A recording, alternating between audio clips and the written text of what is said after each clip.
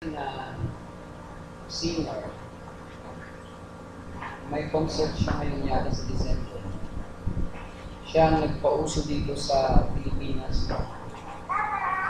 Pag sinabi niya, God is good. Sino yun? Dong Owen. Sabi niya, God is good. Sasagot ng mga tao all the time.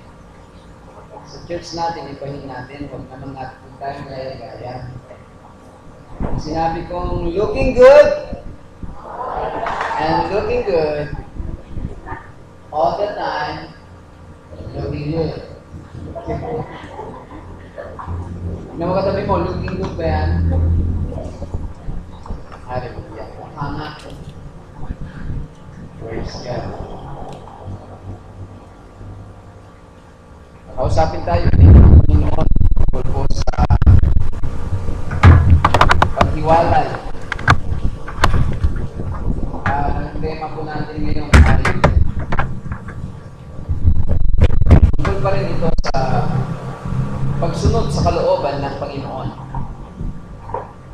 Basahin po natin dito po sa Bible. Genesis chapter 12. The Lord had said to Abram, leave your country, leave your people, leave your father's household, and go to the land I will show you. I will make you into a great nation, and I will bless you. I will make your name great, and you will be a blessing. I will bless those who bless you, and whoever curses you, I will curse. And all peoples on earth will be blessed because of you. So Abram left as the Lord had told him, and Lot went with him. Abram was 75 years old when he set out from Haran. He took his wife Sarai, his nephew Lot, all the possessions they had accumulated, and the people they had acquired in Haran, and they set out for the land of Canaan, and they arrived there. Verse 6, Abram traveled through the land as far as the site of the great tree of Moreh at Shechem. At that time the Canaanites were in the land. The Lord appeared to Abram and said, to your offspring I will give this land. So he built an altar there to the Lord, who had appeared to him. From there he went on toward the hills east of Bethel, and pitched his tent, with Bethel on the west and Ai on the east.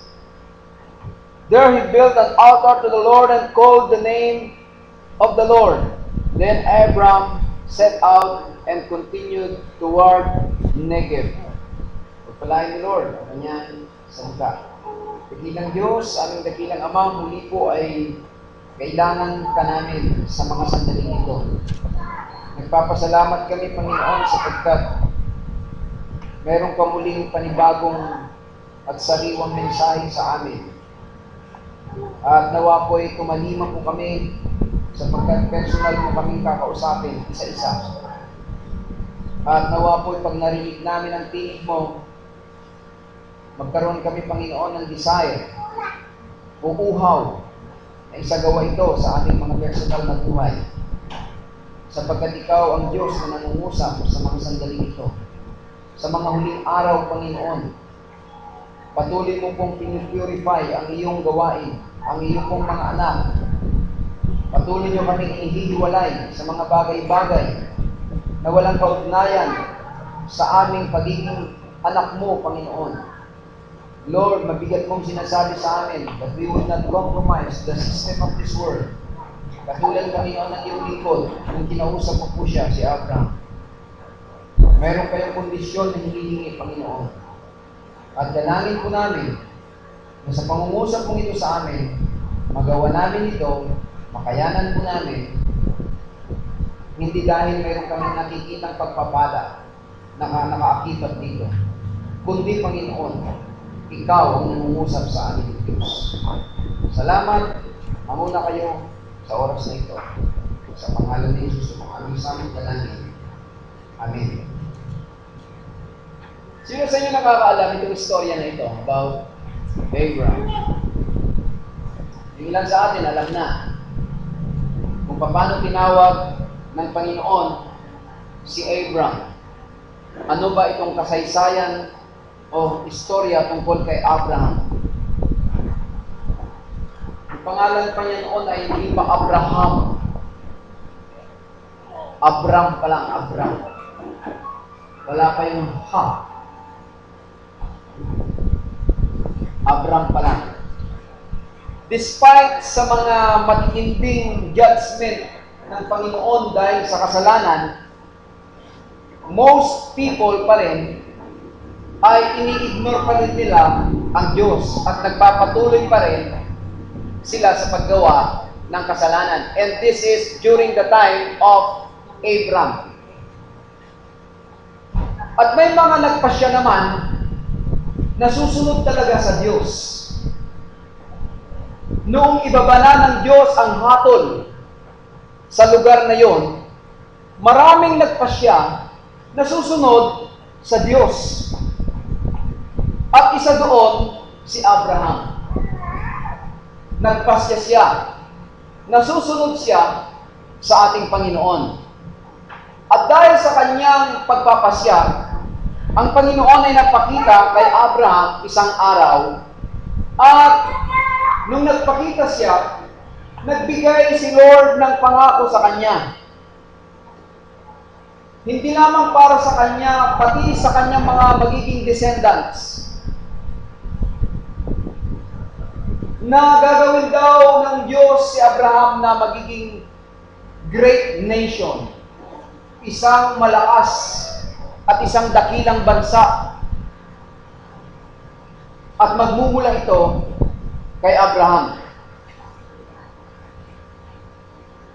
Sa bahagi ng agreement ni Lord kay Abraham, sa bahagi ng agreement ni Abraham kay Lord, ito po ang laman ng agreement. Kailangan si Abraham ay sumunod sa Diyos.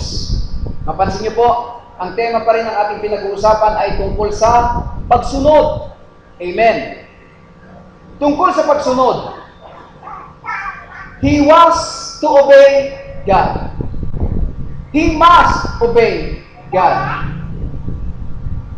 Sa pamamagitan ng matitinding pagsubok na pinagdaanan ng taong ito, mga insidente sa kanyang buhay na almost ang kanyang pamilya ay mawasak, si Abraham pa rin ay nanatiling tapat sa Diyos. Yung ilan sa atin hindi alam kung anong pinagdaanan ni Abraham, pero alam ninyo matitindi ang pagsubok na dinaanan ng taong ito. Kaya nga siya ay tinaguriang father of what? Father of faith.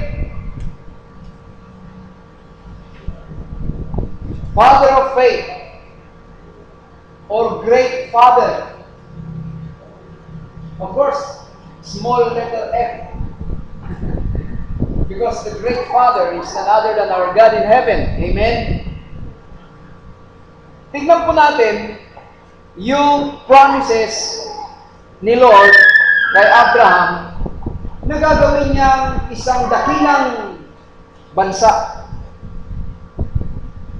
Verse 1, sabi niya doon, the Lord had said to Abraham. Huwag natin kalilimutan na nagsasalita po dito at nagkikipag-usap po dito ay si Lord mismo. Sabi ni Lord sa kanya, humiwalay ka na. Umalis ka sa iyong bayan. Hiwalayan mo ang mga tao. Particularly kamag-anak mo, mga kalahi mo. Lumisan ka dyan. Leave also your father's household. Umalis ka dyan. Kung titignan ninyo, alam mo mga kapatid, kung titignan ninyo, parang si Lord ay terorista dito, ano? Umalis ka sa Pilipinas. Umalis ka, lisanin mo mga Pilipino. Pati ka mga anak mo, iwanan mo silang lahat.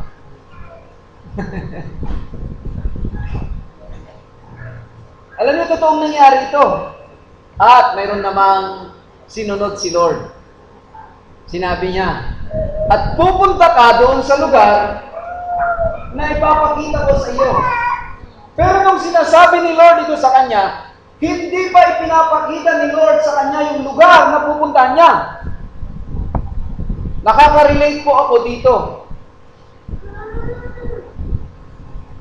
Nung tawagin ako ng Panginoon na magpastor, wala akong nakikita na umunlad ang pamilya ko. Sapagkat ako ay nagtatrabaho nung araw, nung ako'y tawagin ng Diyos. Hindi ko may pagmamalaki. Hindi ko naman ipinagmamalaki na nakatapos naman po ako ng pag-aaral. 4-year course naman po yung tinapos ko. At ako, nung ako'y graduate, ay pinagpala po ko ng Panginoon, nakapagtrabaho kaagad ako. At among 300 people who applied to that company, isa ako sa napili. 300, na-stream down to 120. Pagkatapos, nasala ulit sa 60. Pagkatapos, nasala ulit hanggang 30. At 30 lang kaming nakuha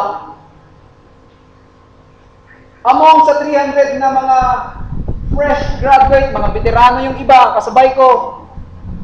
30 kaming nakuha, may mga experiences na yung iba.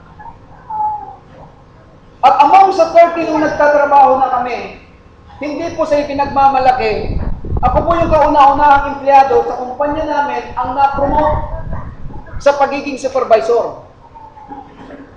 So nagkaroon ako ng mataas na posisyon. Mataas kasi sa 6th floor ako. Hindi totoo po yun. Totoo yun mga kapatid. Na na-promote ka agad ako. Of course, kapag na-promote ka, hindi lang posisyon ang tumaas. Tumaas din yung sweldo. Nag-e-enjoy na ako sa aking trabaho. Habang ako'y nagtatrabaho, marami akong mga Bible studies to tell you. Marami akong small groups. Mayroon akong katungkulan sa simbahan na ginagampanan. At pinagkakasya ko yung aking oras para makapagtrabaho ako at at the same time makapaglingkod ako sa Panginoon. Sapagkat naipasagot sa titibiyag ko, mati-partner kong ang kanayon, ang yaman ng pasititibiyag ko ni Apo Diyos. Iso nga adati oras ni Apo Diyos ngayon itid ko. Hindi ko ginagamit lahat sa paghahanap ng pera. Kapag holiday ko at walang pasok talaga, ako yung nagsasamantala na alagaan yung mga small groups ko. Marami akong small group even when I was in college. Nag-aaral pa po ako. Marami na akong small groups. May small group ako sa Tondo. May small group ako sa isang recruitment agency na inendorso ng aking biyanan. Sapagkat mayroon siyang recruitment agency. Marami siyang kakilala noon. May mga small group ako sa eskwelahan. May small group ako sa ground floor, first floor, second floor, third hanggang 7th floor, mayroon akong small group. Paano ko napagkakasya po yun bilang grupo ni Apo Diyos sa Kapsat? Single pa po ako noon. Parang marikiring na ako nga adati awag ni Apo Diyos niya. Ingganat, biniro ko pang Panginoon. Gusto ko ba maging pastor? Yung biro kong yun pala, sineryoso ni Lord. Kaya nung ako ay natapos na mag-review, hindi na po ako kumuha ng board exam. Pagkatapos ng review, pinakasalan ko na si Amelia. At nakapagtrabaho po ako. Iyon po yung sinasabi ko na na-promote po ako. At nagtatrabaho din siya noon. At sabay kaming tinawag ni Lord. Hindi ko ma-give up yung trabaho ko, biro mo. Mayroon na akong magandang posisyon, maganda na yung sahod. Pagkatapos, ipagpapalit ko sa pagiging missionary. Ipapadala kami sa probinsya, nag-ayuno, nanalangin ang simbahan po namin. At 3 yung nakikita nilang cream of the crop na ipapadala sa mission field. Kami yung unang arrow na inilagay sa quiver. Kapag ikaw ay nilagay na sa quiver, yung lalagyan ng arrow, ibig sabihin, ready for launching na. Hindi ko alam na may niluluto pala yung aming leaders sa simbahan, na si Amelia, si Gustavo, si Yolanda, ang ipapadala natin sa mission field. At nung kausapin ako ng aming pastor, of course, hindi ako kaagad umuo. Aalis ka na sa Maynila. Magre-resign ka sa trabaho mo. Wala namang ipinapangakong sweldo. Ang sinabi lang, ibibigay sa iyo ang pangangailangan ninyo sa probinsya pag nag-mission kayo. Groceries, monthly. Pero wala namang pinamis na pera. And by the way, nung ipapadala na po kami, mayroon na po kaming anak na isa. Si Richard.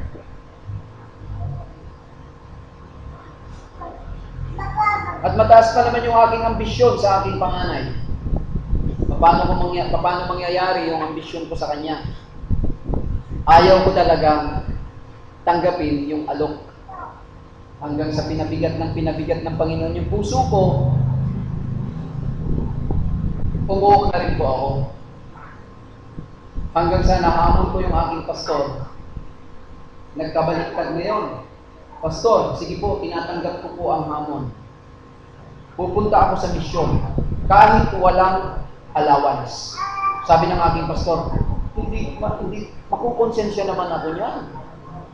Sa desisyon lang yan. Hindi magkakaloob ang simbahan. 500 a month. 500 a month! Meron isang anak. Groceries lang. Yung aking sweldo noon, mataas na po during that time. Ipagpapalit ko sa 500 a month. Si Pastora Amerin, kailangan mag-resign din siya. Hindi pwedeng ako lang ang pupunta sa misyon. Pinagpilian po namin na lugar noon, Abra. Hindi. Agoo, Nagilian, Abra, Sinait. Yan yung 4 na yan. Pero nangibabaw yung Nagilian. Sabay-sabay narinig ang Nagilian.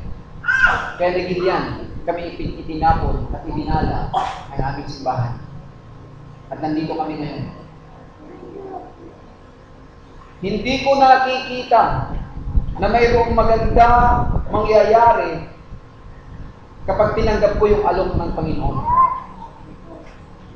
At hindi ko rin nakita yung mga pagsubok at pagdurusang dadaanan ko. Mabuti na lang hindi pinakita ni Lord.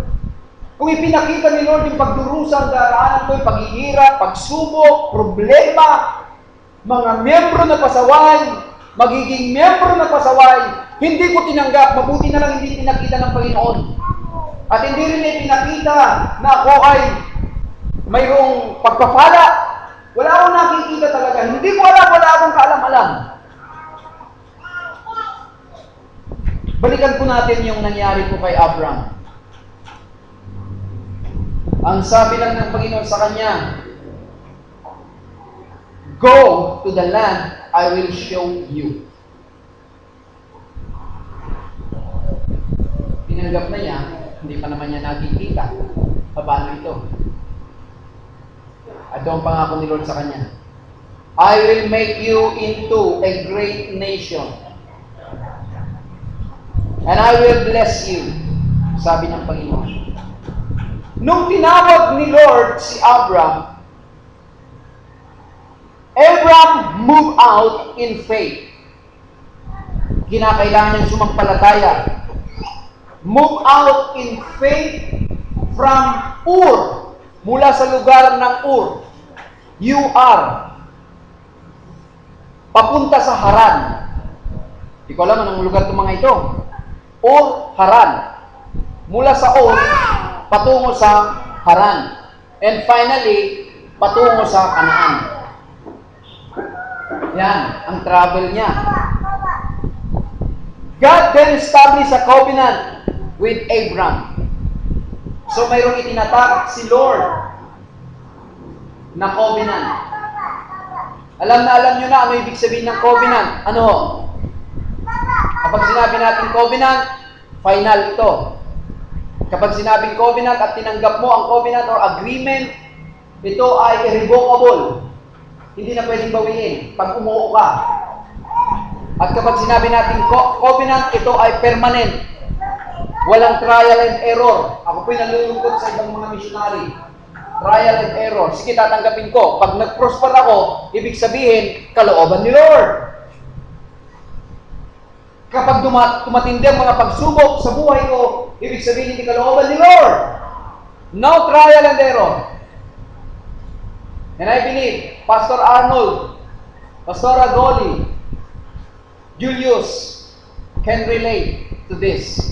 I do not know if Pastor Julius accepted the challenge already na binigay ng Panginoon 100%. But I'm sure, Goli and Fidel, Arnold and Rose accepted the challenge 100%. Hallelujah. And marami pang tatawagin si Lord dito. Hindi ko alam sino sa inyo. Pastor, ayaw ko. Maaring yun. Naglalaban yung ano nyo. Pastor, yung mga bata-bata, malalakas pa yung mga yan. Ako matanda na. Uy, huwag mong sasabihin yan. Ilang taon si Abram noon? 75. Still looking good. Looking good? And all the time, amen. Hallelujah. Tayo nga. Looking good pa si Abram noon. 75 years old. God then established a covenant with Abram. Anong sinasabi ng covenant na yan? Sinasabi that he would found a great nation. Magiging founder siya ng isang dakilang bansa. Hallelujah. Hindi ko ito narinig kay Lord noon. But I am one of the founder ng Bread of the Waters. Ginamit po ako ng Panginoon. And how many Bread of the Waters now?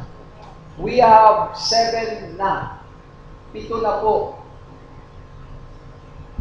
Ako po'y natutuwa sa mga simbahan po natin sapagkat kingdom mindset. Kung mag-isip ang mga simbahan na ito ay makakahariang kaisipan.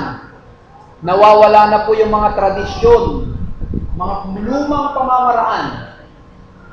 Ang mga tao po'y natatransform. Hallelujah. So, magiging founder siya ng dakilang nasyon. Not only would this nation be blessed, at hindi lang pagpapalain ng Panginoon yung itatatag niyang dakilang nasyon. At sabi pa ng Panginoon, but other nations of the earth would be blessed through Him. Hindi niyo ba alam mga kapatid? Kung ano yung pinangako ng Panginoon kay Abraham, pangako niya rin sa iyo personal. Amen? Personal din na pangako ng Panginoon sa iyo. Hindi lamang ikaw ang pagpapalain, pag maging yung mga susunod na henerasyon na galing sa iyo, pagpapalain din ng Panginoon. Isa siguro sa mga dahilan, sin-search ko, hindi ko pa ma-search. Noon niya tipuon mi. Itipuon na iti pataksil ka di, apo at adda iti sirbing na nagserbi, iti ununana. Nga dahita ti rason no apa yung inayaban na nagserbiken ka. No awan man, adda tinang ikararag kanya. Ay kastamot kada kayo. No awan man, adda tinang ikararag kada kayo, nga makamukin niya Apo Diyos kag nagserbiken kwa na. Amen? Kag malipod kan ka, dagiti sumagsarunong na henerasyon na nagdamukin ka, adun to iti maibunga na nagserbiken ni Apo Diyos. Amen? Kaya yung kanitin niya kakabsat, gamputan mo wala ang ti pagserbiyak eh. Ay di nagserbi ka kini Apo Diyos, kung nagserbi ka kini Satanas. Huwalaan. Of course, di kaya kayo mapagserbiyan ni Apo Diyos. Amen. Madaydaya di Apo. The earth will be blessed through Abraham's descendants. Israel, the nation that would come from Abraham. Hallelujah. Kita niyo mga kapatid? Itinasyon na Israel, naggapo iti puon ni Abraham. Kaya iti Israel, amo tayo nga iso itinasyon iti Diyos. Paano naging nasyon ang Israel? Malaki ang kontribusyon ng Pilipinas kung bakit naging nation ang Israel. Hindi nyo ba alam mga kapatid? Isang taong taga-Tarlac ng pangalan niya si Carlos P. Romulo, pinagbubutuhan noon kung ang bansang Israel ay magiging bansa o hindi. Nagtay ang botohan. Kinakailangan ma-break yung tie. At si Carlos P. Romulo ang ginamit ng Diyos to break the tie. And Israel became a nation. That's why, adu dagiti karin ni Apo Diyos, itinasyon tayo nga Pilipinas. Adu dagiti karin ni Apo Diyos kadagiti Pilipino. Nga bindisyonan na, no sino man iti mang bindisyon iti Israel, bindisyonan mo ni Apo Diyos, kastamot ti karin ni Apo Diyos kenkal. Pakinggan mo mabuti ito. Pinagpala ka ng kung sino man ang magpapala sa iyo, pagpapalain ka rin ng Diyos. Gusto niyo ba pagpalain kayo ng Diyos? Amen. Pumunta kayo minsan sa construction. Papalain kayo. Amen. Nag-amen doon. Hindi, ang sinasabi ko pong pagpapala, yung blessing. Sino man ang mag-bless sa Israel, i-bless din ni Lord. Mahal na mahal ni Lord ang Israel. Ganun din, alam niyo ba na ikaw ay spiritual Israel? At sino man ang magpapala sa spiritual Israel, pagpapalain din ng Diyos. Lahat ng tumanggap sa Panginoong Hesus, kumilala sa Panginoong Hesus, ibinilang silang spiritual Israel. Bayan ng Diyos. Bakit naging bayan ng Diyos? Sapagkat ang bayan ng Diyos, doon siya mananahan. Ikaw yon. Amen? Ito pa. Sino man ang kakalaban sa Israel, kalaban din ng Diyos. Mayroong napipisil na mangyayari sa Israel ngayon. 7-week war. Bago matapos ang taon na ito. At mayroon ng sumiklab yata. Nag-umpisa na yata. Ano?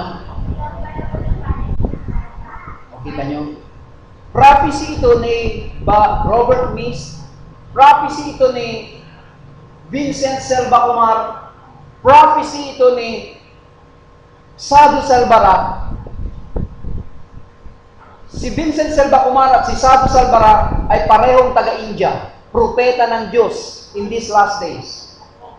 While Robert Mist is an American, nag-prophesy din siya. Iisa yung kanilang sinasabi at nagkakatotoo dahil magkakaroon ng 7-week war. Hindi kasi nila papayagan ng Israel na umunlad, hindi papayagan ng mga Arabo, kaya gigirahin talaga nila. Naka-prophesy sa Bible po yan, pero hindi sila magtatagumpay. Sapagkat ang kalaban nila ay ang Diyos. Ganon din mga kapatid, sino man, basta malinis ang buhay mo, tama ang pamumuhay mo, tama ang puso mo, sino man ang kakalaban sa iyo, kakalabanin sila ng Diyos. Ipagtatanggol ka ng Diyos, amen? Dahil siguraduhin lamang natin, yung puso natin, buhay natin, tama, itiimatang niya ang Diyos. Tanto tigas ka, yung panangisakit niya Apo Diyos din pagtalina rin. Amen, kakabsat? Maganda lang pangako yun, na sino man ang magpapala sa iyo ay pagpapalain ng Diyos. Halimbawa, pinagpala ko kayo, pagpapalain din ako ng Diyos. Kaya ang bawat isa sa atin ay magbigay ng pagpapala. Amen? At huwag mag-awayan. Sapagkat kung inaway ninyo ako, spiritual Israel ako, kaaway niyo ang Diyos. Kung inaway kita, spiritual Israel ka, kaaway ko ang Diyos. Walang rason na mag-away-away tayo. Amen ba mga kapatid? Walang rason na magsamaan tayo ng loob. Walang rason na hindi tayo magpatawanan. Kung gusto natin ng pagpapala, gawin natin yung positive. Amen ba mga kapatid? Hallelujah. Tuloy po natin yung sinasabi ko kanina, Israel, the nation that would come from Abraham, was to follow God's influence, those with whom it came in contact. Hallelujah. Kaya kung sino yung mga contact mo, magiging ganun ka. Hallelujah. Itinabi na po ng Panginoon ang simbahan ito sa mayroong panawagan sa Diyos ng propeta. Itinabi ng Panginoon ang simbahan na ito sa may mga kakayahang magturo. Ano nangyari? Sometimes this church is a prophetic church. Did you notice? Napapansin niyo po ba yun? Our church, this church, Spread on the Waters, sometimes nag-open siya sa prophetic prophecy. One time, nag-prophesy si Pastor Ami, darating ang panahon, manang, magiging donya ka. Darating ang panahon, ikaw ay aahon sa kahirapan. Darating ang panahon, magkakaroon ka ng sarili mong bahay. Darating ang panahon, hindi ka na magiging ganyan. Darating ang panahon, ikaw ay magiging leader ng mga kabataan. At marami nang pinopisay sa mga members na wala na dito at nagkatotoo yung mga narinig nilang prophecy. It's very prophetic. Tinabihan kasi ng mga taong mayroong panawagan sa prophecy ang church na ito. At tinabihan din ni Lord ang church na ito, yung may kakayahan magturo. That's why one of our areas of excellence is training and mentoring. Kaya anong ginagawa ng simbahan natin? Nagme-mentor, nagtuturo. May kakayahang makapagturo. At dito sa church na to, maraming tinatawag si Lord na mga teachers. Purihin ang Panginoon. Bakit? Anong rason? There must be a reason. So you should discover yourself why you are here. Nandito ka lamang ba para umupo every Sunday? I don't think so. May papagawa ang Panginoon sa iyo. Discover, please. And confirm it to the Word of God. Ano pa? Tinabihan na rin ni Lord itong simbahan na ito. Ng mga may kakayahan, gift sila apostolic. Particularly, Tribes and Nations Outreach has a gift of apostolic. That's why, wala naman akong kaplano-plano na mag-plant ng church. Wala. Walang kaplano-plano ang Bread in the Waters na mag-plant ng church. Because tinabihan ng mayroong gift of apostle, ang Bread in the Waters, tuloy. nakapagtanim ng 6 na simbahan. At marami pang iba. Yan yung sinasabi doon. With whom it came in contact. Now, through Abraham's family tree, Jesus Christ was born to save humanity. Hallelujah. Kita nyo? Si Jesus Christ nagsimula o kaya nag-ugat doon sa family tree ni Abraham. At sa pamamagitan niya, dumating si Jesus.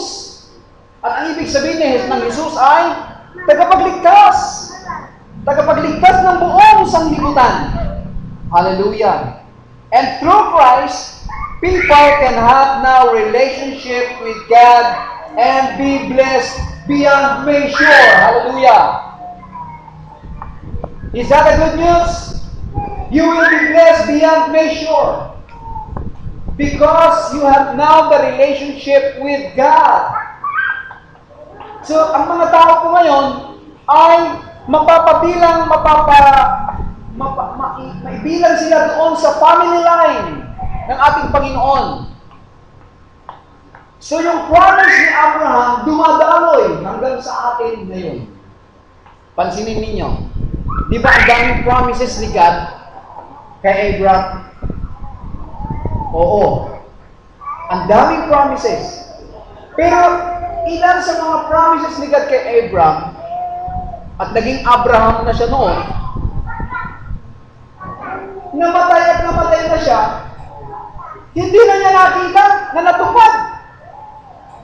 Pero si Lord, faithful siya na tinutupad niya pa rin yung pangako niya sa ating amang si Abraham. Sinugsag sa grat ng takalagin ang karkari. Datayo. Amen? Kasi kasama ka sa family line ni Abraham kasi tinanggap mo siya as your Lord and Savior. Kaya kung ang isang tao hindi niya tatanggapin, hindi siya kabilang sa pangako na ibinigay niya kay Abraham. Kaya ang panawagan ko sa inyo mga kapatid, manatili tayo. Amen? Manatili tayo sa Panginoon. Hallelujah. And God promised to bless Abraham and make him great. Yung kanyang pangalan ay makikilala. Ang kanyang pangalan na makikilala. But there was one condition. Mayroong kondisyon. Ano yung kondisyon na yon? Abraham had to do what God wanted him to do.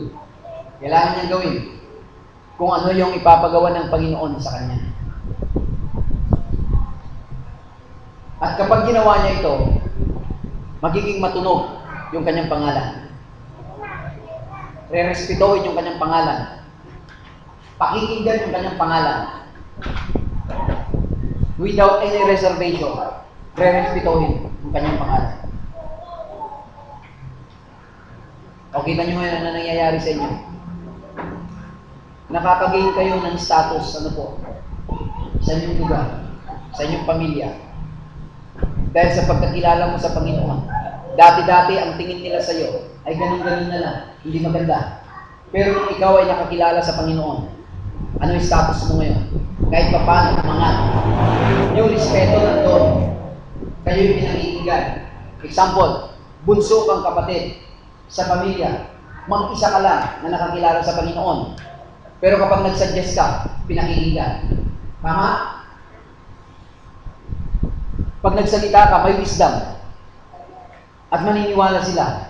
At sabi nila, oo nga, ano? Maganda yung suggestion ni ganito. Ayaw nyo ba yun? Favor ni God yun. Umaangat yung pangalan mo. Hindi naman sa pagmamalabis, mga kapatid.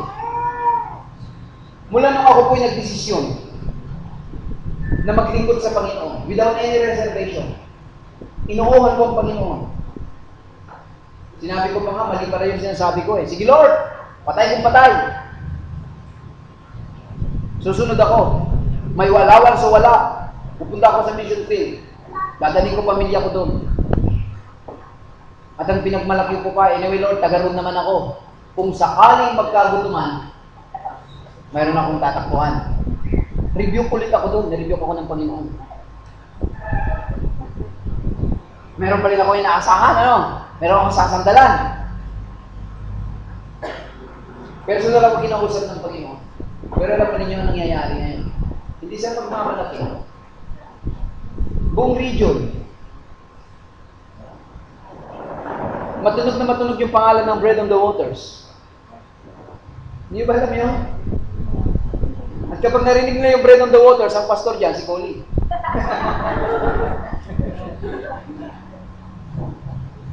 Ayaw ko naman pagkilala na akong pastor sa Bread on the Waters. Ang sinasabi ko, ako vision keeper lang. At may mga pastor kami dyan. Pero hindi maiwasan. Hanggang sa Maynila, Laguna, Mindoro, marinig nila yung Bread on the Waters. Tumanyag, inangat tayo ng Panginoon. Naglala po tayo, amen? Hallelujah. Nire-respeto. Kaya dapat, yung ambisyon na yan, yung vision na yan, ipanatili natin. That we will be a strong family of believers as an agent of change. Hindi lamang sa Nagilian, hindi lamang sa La Union, hindi lamang sa Region 1. The Philippines and beyond. Amen? Because ang prayer natin noon, Lord, enlarge our territory. Nag-pray tayo ba naman ng ganun? In-enlarge ni Lord na ang teritoryo. At pagkatapos kinausap ako ng Panginoon, kailan yun? Sabi ni Lord, 1 church a year. I received this instruction from the Lord during the third landing ng 24 hours houses of prayer. Third landing, third equipping. Noong October 30 and 31, I received October 31. October 31 ba? October 31 ba yun? October 31.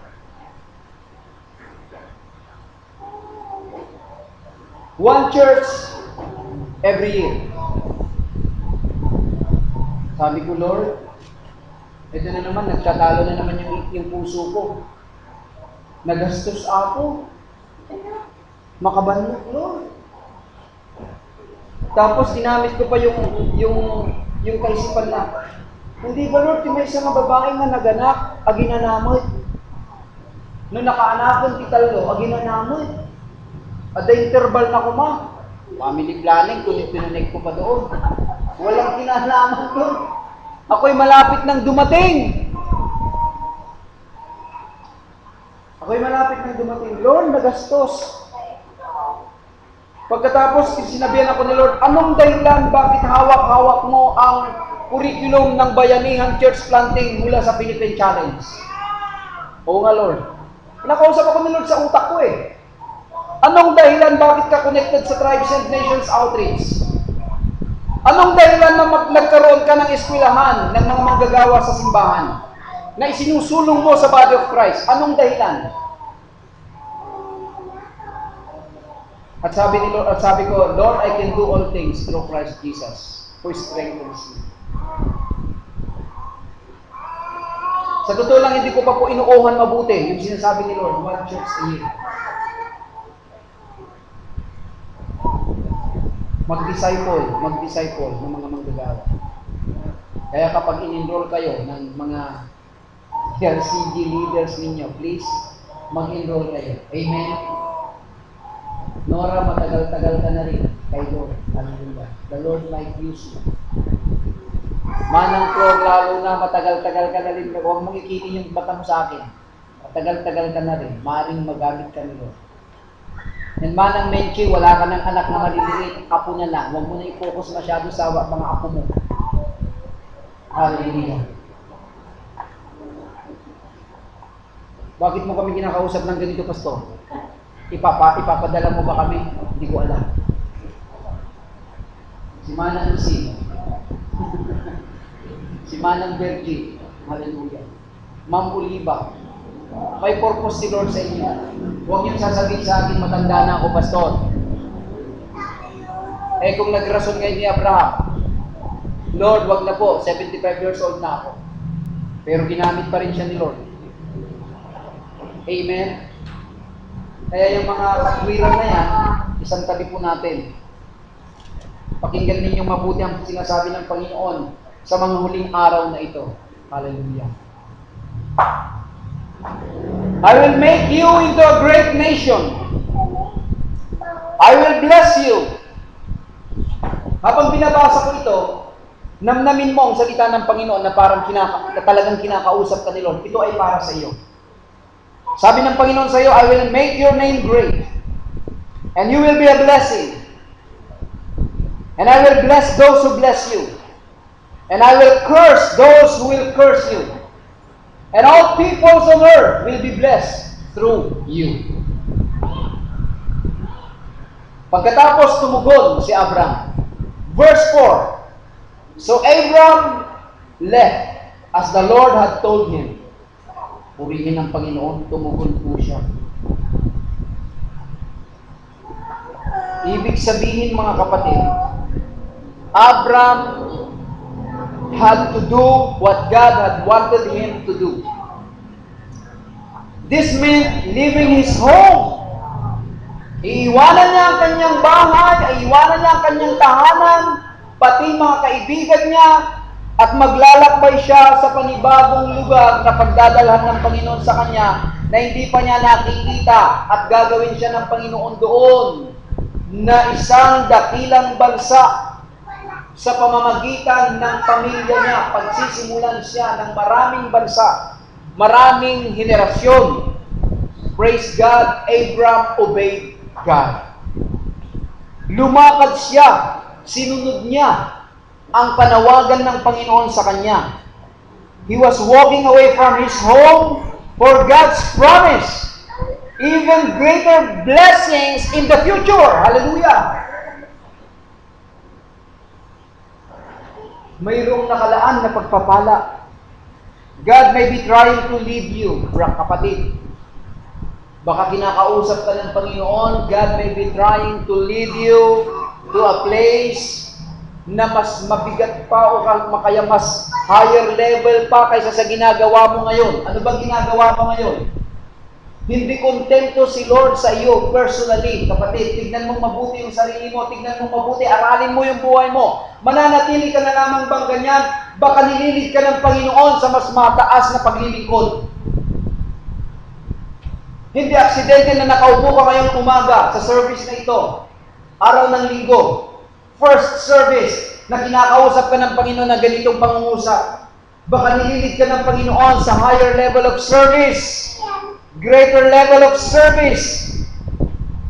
Para ikaw ay maging kagamit-gamit para sa Kanya, kapatid. Huwag mong hahayaan. Don't let the comfort, don't let the security of your present condition na mamimiss mo ang Panginoon at mamimiss mo ang plano ng Diyos para sa iyo. May nakalaan na plano ng Panginoon sa iyo, kapatid.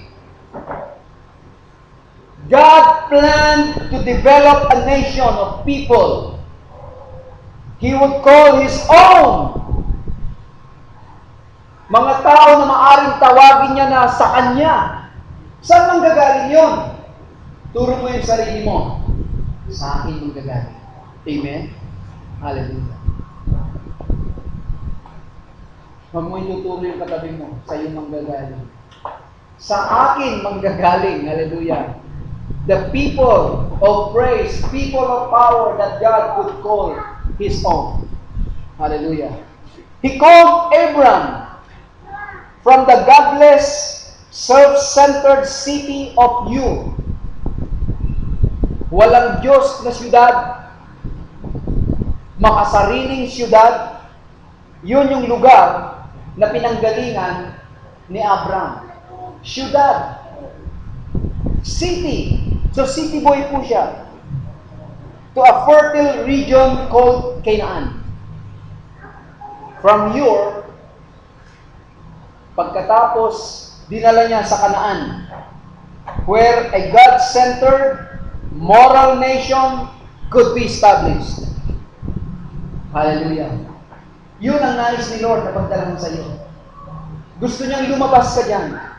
Gusto niyang humiwalay ka dyan.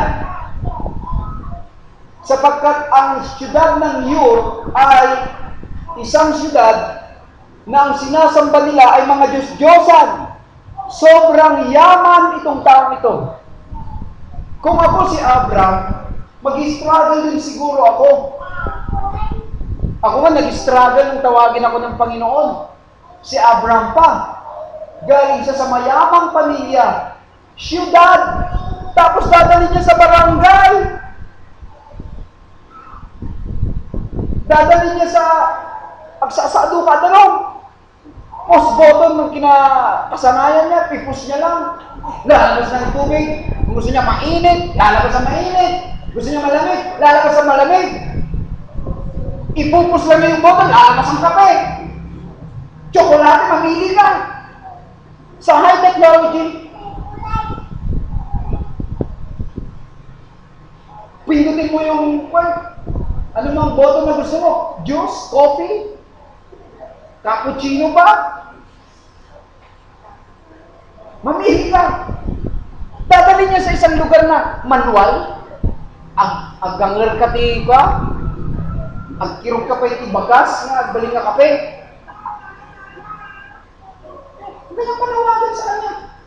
Kaya matindi yung struggle niya. Hindi siya sanay sa barangay lifestyle.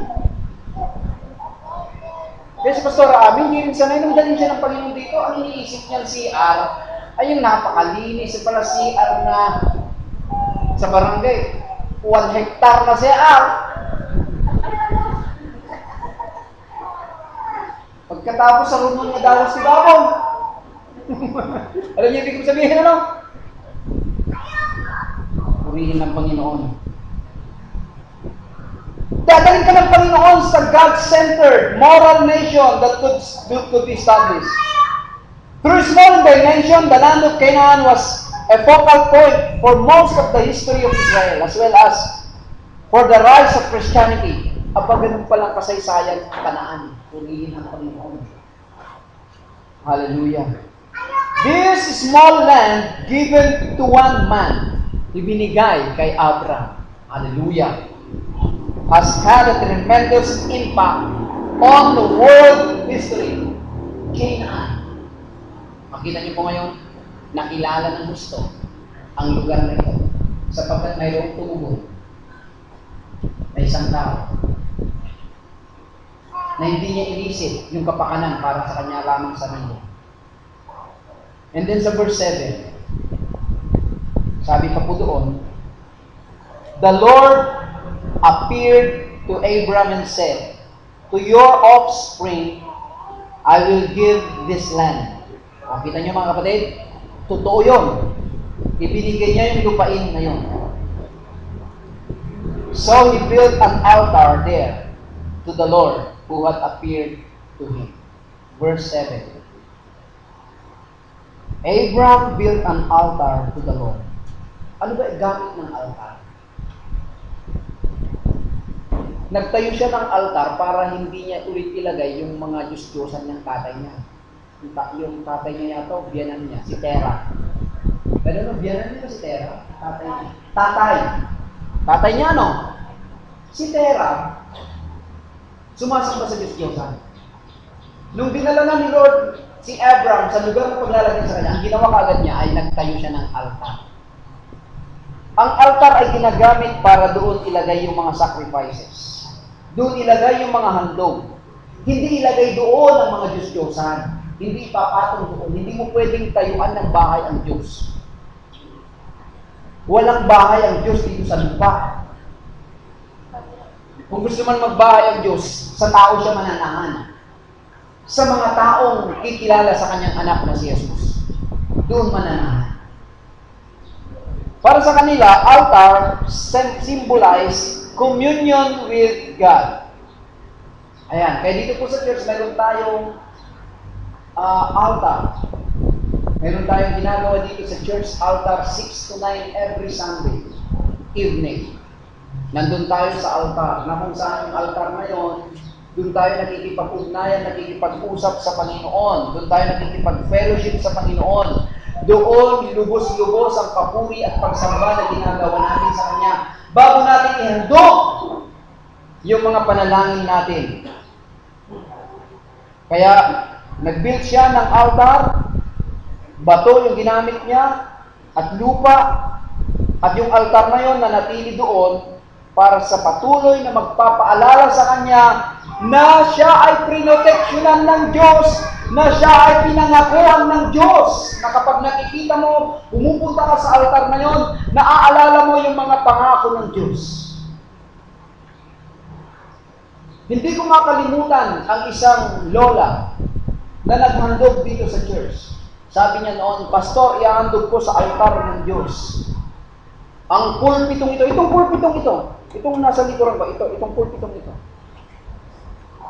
Kunanapit, iso na ita, may baton lagit ko, Pastor, na uray ito numataya ko, malaglagit takpay.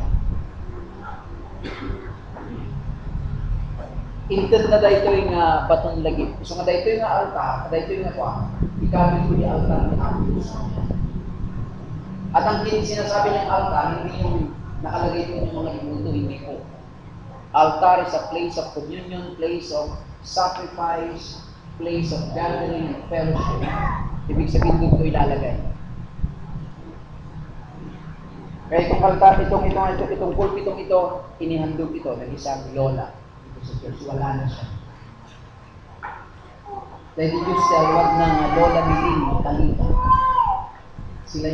Siya ang unang lola na nakakilala kay Lord sa Garden of the Wilderness.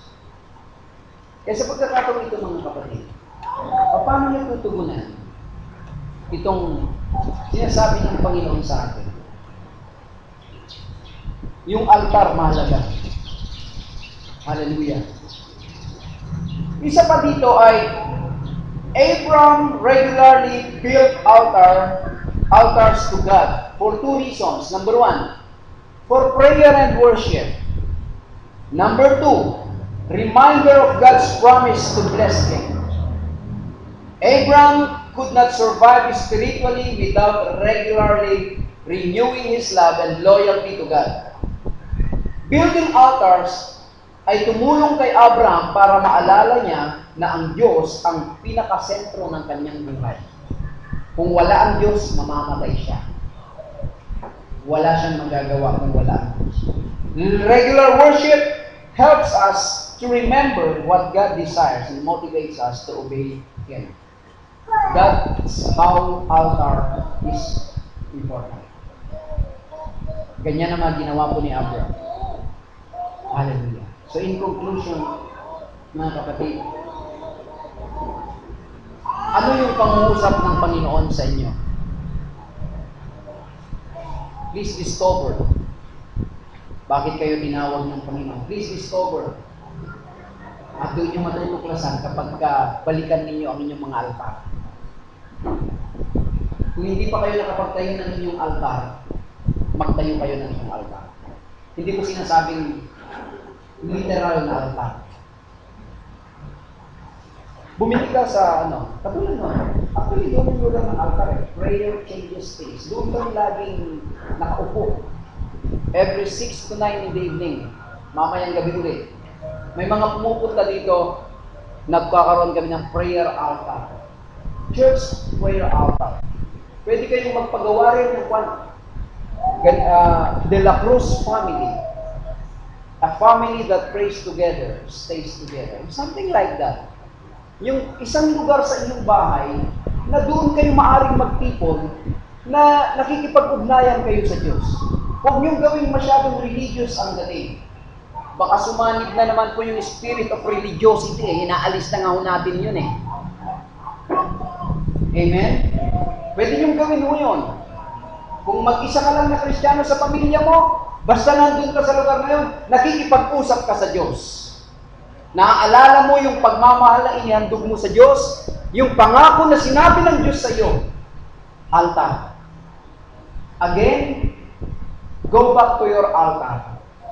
At doon na ninyo pakikinggan kung ano ang layunin ng Diyos, bakit niya kayo tinawag. Diskubrihin ninyo mga kapatid, hindi ko pwedeng idikta sa inyo. Kayo mismo magsasabi Kayo makakaalam. Ano ba panawagan ninyo kay Lord? Last days na. Last days na. Huwag nawa kayong mahuli. Huwag nawa kayong makontento sa inyong kasalukuyang status o kondisyon. Huwag nawa ninyong mamiss ang plano ng Panginoon sa inyo. Pakinggan ninyo ang Diyos sa inyong mga altar. Amen? Pag-uwi ninyo, mamayang gabi o anumang oras na tinakda ninyo makipag-ugnayan sa Diyos, gawin nyo doon sa inyong mga altar. Family altar o kaya personal altar o kaya gawin nyo dito sa church altar. Mayroon din tinatawag ng municipal altar. Mayroon din provincial altar. Mayroon din regional altar. Pero umpisan ninyo sa inyong mga personal. Hindi ka pwede pumunta kasi sa church altar kung wala kang personal altar. Mag-umpisa palagi sa sarili. Amen? Kaya tinitiyak ko na yung mga dumadalo sa prayer altar, sa church altar, congregational altar, mayroong personal altar yung mga yun. That's the reason why kakaunti lamang ang dumadalo. Hindi pa maaari na-establish.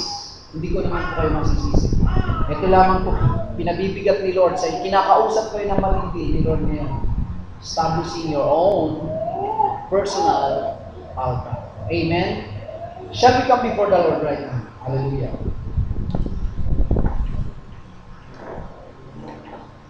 Oh yes, Lord.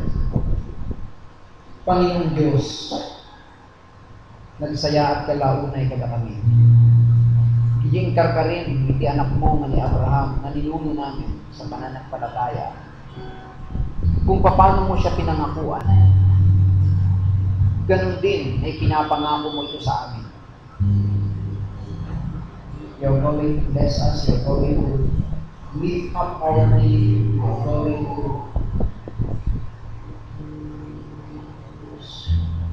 bless those who bless us, you're going to curse those who curse us. Oh Jesus, Panginoon, ipinapanalangin ko ngayon ang bawat isa. Matutunan nawa namin mag-level up, Panginoon. Matutunan namin tanggapin ang iyong salita. Sumunod sa iyong salita. Kaagad-agad. Sapagkat si Abraham, nung kinausap ko siya, hindi na niya pinatagal. Sumunod siya kaagad. Panginoon, maaaring sa umaga ito, pinagagawa mo kami ng aming mga altar. At kailangan namin sumunod kaagad. Hindi namin ipagwawalang bahala. Hindi namin pwedeng narinig ngayon at lalabas sa kabilang tainga namin. Panginoon, sa umaga ito, tulungan mo ang aking mga kapatid na nakinig sa iyong mensahe sa iba't ibang pangungusap mo, na isa naman ang patutunguhan na ito. Nawa, tumalima ang bawat isa. Kung paano pahalagahan ng Panginoon ang pangungusap ninyo, pagtatatag ang aming personal na altar sa mga huling araw na ito. Hindi nawa kami mahuli, Panginoon. Oh Lord. Mga kapatid, sa umaga ito, personally, sino sa inyo ang wala pang personal altar? Hindi mo na kailangan itaas ang iyong kamay. At sino naman sa inyo ang mayroon ng personal altar? Hindi mo na kailangan itaas ang iyong kamay. Kung sino man yung mga meron na, ituloy mo lamang na gawin yan hanggang sa bumalik na ang Panginoon. Dire-diretso mong gawin yan. At kung yung ilan naman ay wala pa, kailan mo sisimulan? Kailan mo sisimulan? At kapag nagtawag ang kongregasyon, kausapin tayo ng Panginoon congregationally, I want to see the congregational altar. Maaari kayong sumali. Nawa mapagpala, ng Panginoon sa atin. Pero pinauuna ng Panginoon ang ating mga personal na altar. Hallelujah, Jesus.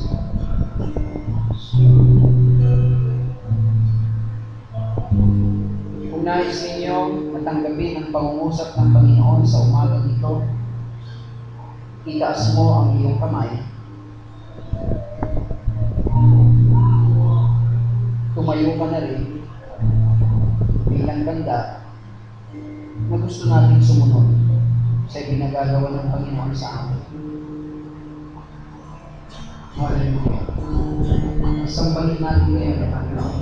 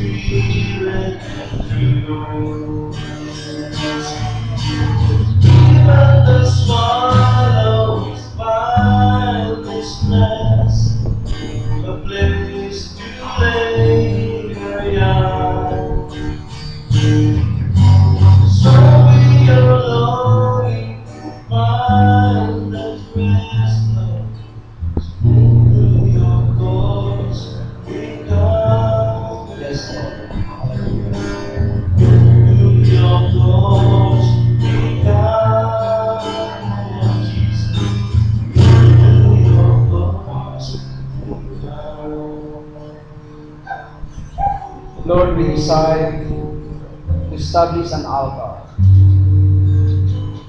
Altar for you, where our incense ay maaari namin ihandog. Our incense, mga masamyong handog, na banglo nga sayamuson nga umabot ken kaapo. Kadagiti personal nga altar mi.